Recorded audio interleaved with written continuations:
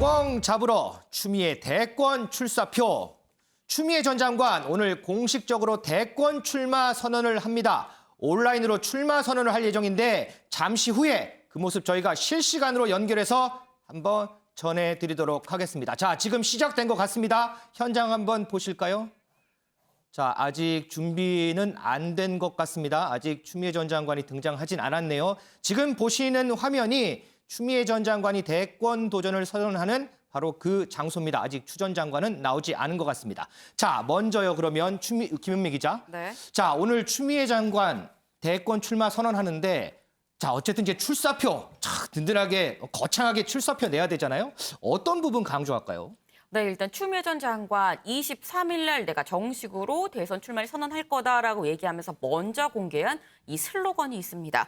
바로 사람이 높은 세상인 건데요. 사람이 높은 세상이요. 네, 사실 어디서 좀 들어본 것 같기도 합니다. 보면 이 노무현 전 대통령의 사람이 사는 세상, 또 문재인 대통령의 사람이 먼저다라는 이 슬로건이 좀 적절히 좀 조합이 된 것 같은 그런 것 같네요. 네, 그게 떠올리는데 이 추 전 장관 측 오늘 이 발표할 이 대선 선언에 대권 선언에 대해서 사람이 높은 세상을 만들려면 사람을 높이는 나라를 만들어야 되고 여기에 대한 비전을 얘기할 거다라고 얘기를 했었습니다.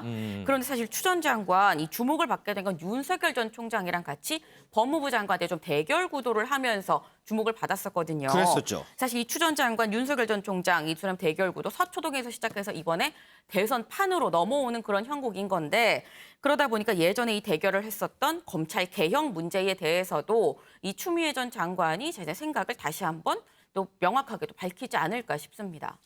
자, 추미애 전 장관의 본격적인 공식적인 대권 출마 선언으로 보시는 것처럼 여권에서는 대권 도전을 한 이른바 구룡이 완성이 됐다 이런 평가가 많습니다. 배정우 교수님, 네. 지금 김은미 기자도 설명을 했지만 어쨌든 추미애 전 장관 하면 윤석열 전 총장이 연결될 수밖에 없어요. 자, 오늘 공식적으로 대권 출마 선언을 이제 합니다. 앞으로 윤 전 총장과의 대립각 더욱 심해지겠죠? 제가 볼 때는 더 심해질 것으로 그렇게 봅니다. 네. 추미애 전 법무장관 같은 경우 꽁 잡는 게 매다 네. 라면서 자신이 윤석열을 잡을 수 있다, 저격수다, 대항마다라는 부분을 강조를 하고 있지 않습니까? 윤석열 전 총장이 꽁이고 본인은 매다 이거군요. 그렇습니다. 이제 그 이유는 결국 이제 본인이 친문 강성 지지 세력을 기반으로 해서 여권의 대선 경선구도에서 뭔가 파란을 좀 일으키겠다. 네. 그래서 대권 후보로 본인이 자리매김하겠다라는 이제 그런 전략인데 이제 문제는 대통령이 될 사람이 누구 특정인 꽁 잡는 게 중요한 게 아니잖아요. 나라를 어떻게 이끌어가는 게 더 중요한 이제 네. 그런 문제. 그리고 또 하나는 만약에 윤석열 전 총장이 갑자기 사라지면은 꽁 잡는 매의 역할이 없어지잖아요. 아, 그렇군요. 그래서 이제 그런 부분도 상당히 좀 본인이 고심을 해봐야 될 것 같고 역시 이제 중요한 것은 두 사람은 적대적인 공생 관계인 거는 맞아요.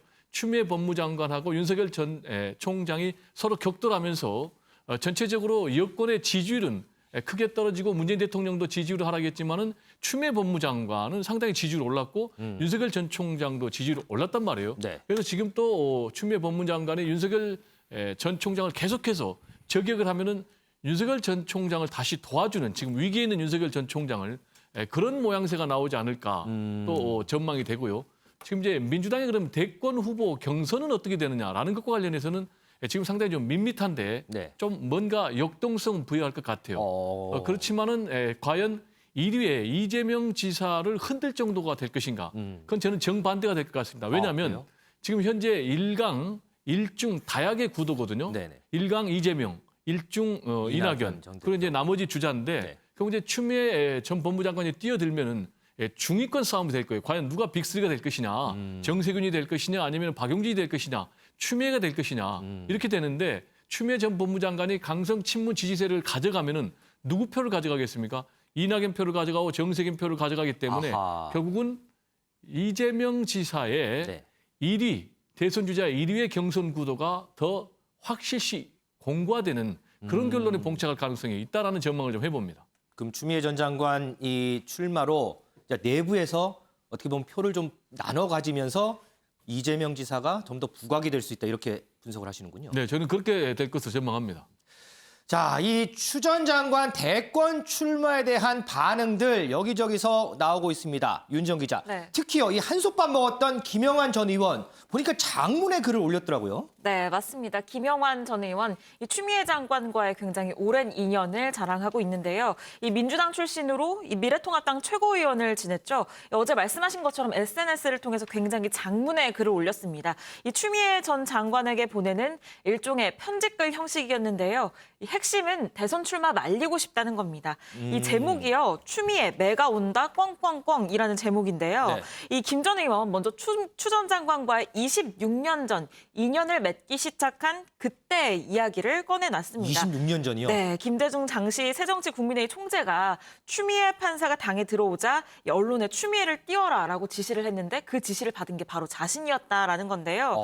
이 추 전 장관이 많은 분들 알고 계시겠지만 이 대구 출신의 여성 판사로 지난 1995년에 이 새정치국민회의 부대변인으로 발탁되면서 정계에 입문을 했거든요. 네. 그런데 이때 김 전 의원도 추 전 장관과 함께 이 부대변인을 함께 지냈었습니다.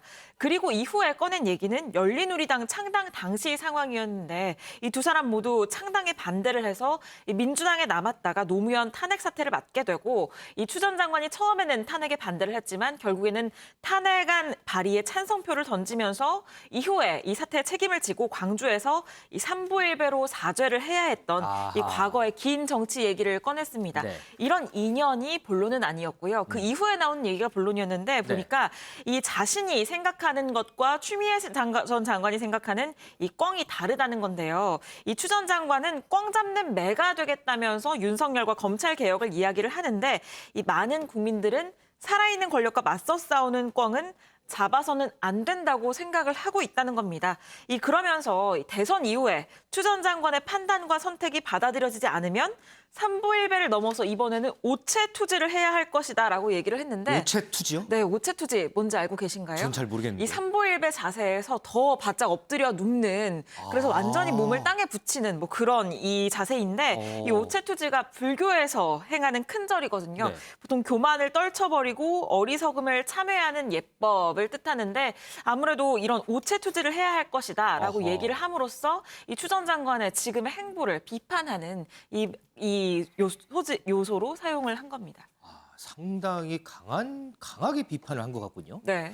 자, 김은미 기자. 네. 김영환 전 의원뿐만 아니고 어제 우리가 이 여권 내에서 추 전 장관 출마에 대한 우려 목소리를 전달을 했잖아요. 그렇죠. 혹시 관련해서 추 전 장관 반응이 좀 있었을까요? 네, 사실 어제 저희가 전해드린 유인태 전 국회 사무총장, 전재수 의원, 이광재 의원 등등 해서 정말 많은 사람들의 우려를 전해드렸었는데 여기도 추 전 장관 측 전혀 동의하지 않는 그런 모습입니다. 이 최근 여론조사에서 추미애 전 장관의 지지율이 오르면 윤석열 전 총장의 지지율이 내려가는 이런 반비례 현상이 나타나고 있다라고 얘기를 한 건데 네. 다시 말해서 꽝이 지금 매를 잘 잡고 있는 중이다라는 이런 설명인 거죠. 그러니까 추 전 장관 측 이 주변의 우려에 대해서 이런 우려는 이 자의적인 해석일 뿐이다라고 일축을 했습니다. 자, 배정호 교수님. 네. 자, 지금 보면요. 유인태 전 국회 사무총장, 민주당의 가장 아킬레스건이다. 그다음에 이광재 민주당 의원 대권 출마를 선언했죠. 많은 분들이 우려하고 있다. 전재수 민주당 의원, 아까 말씀하신 대로 대선은 누구 잡으러 나오는 거 아니다. 물론 환영의 말도 있겠지만 이런 우려의 목소리가 더 크게 들리거든요. 왜 그럴까요? 이게 대권 도전을 하면 열심히 해보십시오. 이런 게 정상일 텐데 왜 이렇게 우려의 목소리가 더 큰 거죠? 네, 아까도 제가 잠깐 말씀을 드렸지만 우려의 목소리가 클 수밖에 없는 게 구체적인 과거의 기록이 있지 않습니까? 여론조사라는 기록이. 그게 무슨 얘기냐면 추미애 전 법무장관과 윤석열 전 총장이 정면으로 충돌하면서 문재인 대통령의 지지율이 급락을 했어요. 문재인 대통령의 지지율이 최저치를 기록했을 때가 제 기억으로는 크게 두 가지인데 네. 하나는 이제 조국 전 법무장관 사태 때 그리고 또 추미애 법무장관과 윤석열 전 총장의 충돌 사태 때 이 두 가지 경우가 가장 낮은 지지율을 기록하는 그런 시점이었거든요. 따라서 추미애 전 법무장관이 다시 등판을 해서 윤석열 전 총장과 대립각을 계속해서 심화시켜 나갈 경우에 다시 이제 추미애 리스크 때문에 여권의 전체 지지율이 하락할 수가 있다. 그러면 이제 대선에서 상당히 불리한 요인으로 작동할 수밖에 없다라는 이제 그런 우려가 반영된 것으로 보이고요. 그러니까 이제 유인태 의원 같은 경우는 전 의원 같은 경우는 여권의 아킬레스건이다라고 얘기를 했지 않습니까? 네. 지금 이제 여야에 다 아킬레스건이 있지 않습니까? 야당 보수 측에서는 역시 이제 박근혜 전 대통령의 탄핵 문제가 아킬레스건이라면은 지금 이제 유인태 전 의원의 말에 따르면은 추미애 법무장관도 지금 추미애 아킬레스건으로 TV 유튜브를 해석이 통해서 되거든요. 수천 명의 곧 이제 따라서 이제 만단 이런 전화를 우려들이 받았는데요. 표현된 전 것으로 세계 보이니까 유튜브 시청자분들과 앞으로 추미애 전 함께 법무장관이 이제 본인이 뭐 출사표를 던진 것은 자의에 의해서 할 수밖에 없고 좀 더 우리 경치를 대결과 대립의 정치로 갈 것이 아니라 생산적으로 미래 건설적인 방향에 큰 나라의 비전을 제시할 필요가 있지 않나라는 생각이 좀 듭니다. 자, 지금 추미애 전 장관 나왔습니다. 출사표 어떻게 던질지 목소리 한번 듣고 오겠습니다. 여러분, 그리고 750만 해외 동포 여러분, 추미애 인사드립니다.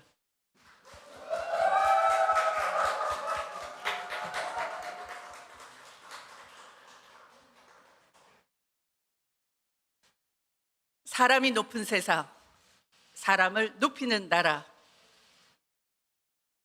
저는 오늘 평화와 통일을 여는 길목 파주 헤이리에서 제20대 대통령 선거 출마를 선언합니다. 김대중 대통령님, 노무현 대통령님, 그리고 문재인 대통령께서 한반도 평화와 통일의 꿈을 품고 하늘길 땅길로 넘나드셨던 바로 그 길목입니다. 금방이라도 열릴 것 같았던 한반도 평화의 길이 지금은 잠시 숨을 고르고 있습니다. 그러나 분단된 조국의 대동맥을 다시 잇고 결의 맥박을 다시 띄게 만들겠다는 민족사적 서약은 아직 끝나지 않았습니다. 4년 전 문재인 대통령과 동행하며 이 길목에서 보았던 평화 다시 시작이라는 문구를 기억합니다. 자, 조금 전에 우리 김은미 이 기자가 땅의 설명한 평화와 것처럼 통일을 사람이 영원한다면 높은 세상을 한시라도 가장 잊지 먼저 말아야 할 천명을 했습니다. 우리의 숙제이자 공식적으로 사명인 대권 도전을 선언한 평화는 추 전 늘 장관의 빛이 나는 앞으로의 저와 행보 살리려는 많은 저의 관심 힘바구니에서 받을 것 같은데요. 희망을 그러면서 잃지 않는 자에게 지금까지 계속해서 찾아왔습니다. 언급이 됐죠. 윤 전 저는 총장에게도 시선이 쏠릴 수밖에 없을 것 같습니다.